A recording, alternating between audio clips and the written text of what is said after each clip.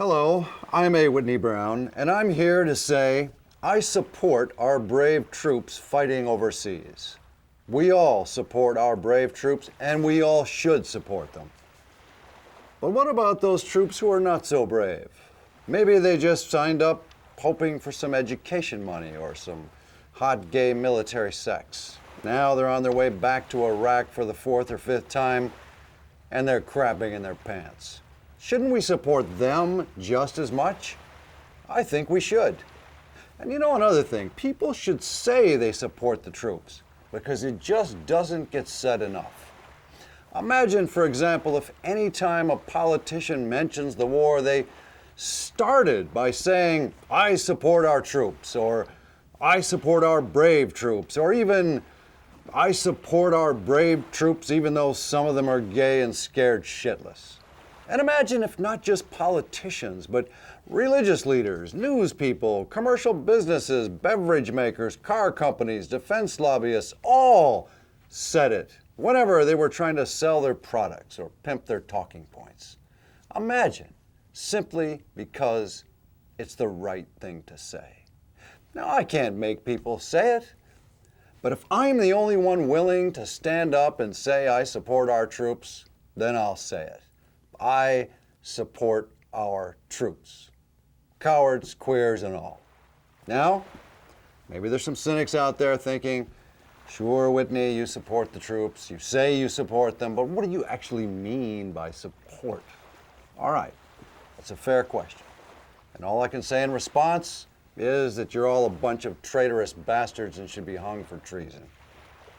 What I mean when I say I support our troops is that I actually pay for their upkeep, their food, their ammo, their transport, everything. And I do that, not just because I'm a patriotic American, but also because they take 35% right out of my check every week. And if I don't pay, I'll end up in jail. What I mean is I am involuntarily, under threat of prison, forced to pay their support. But do I resent that? Yes. Other countries pay taxes, but they get something, like free health care. What do I get? I get to kill a bunch of Iraqis. Whoop-de-doo.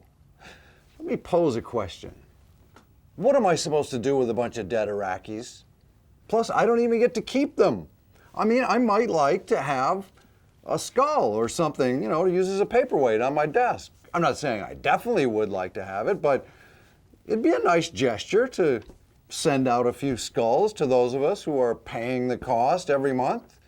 You can adopt a child for $15 a month in Brazil or Guatemala somewhere, and you actually get pictures of them living their miserable lives. I have paid hundreds of dollars in taxes over my lifetime, and I don't have a single picture of an Iraqi child that I paid to have killed. I'd just like something to remember them by, a picture. A lock of hair, a necklace of ears maybe. So no, I don't support the killing of Iraqis for which I get no trophies or mementos.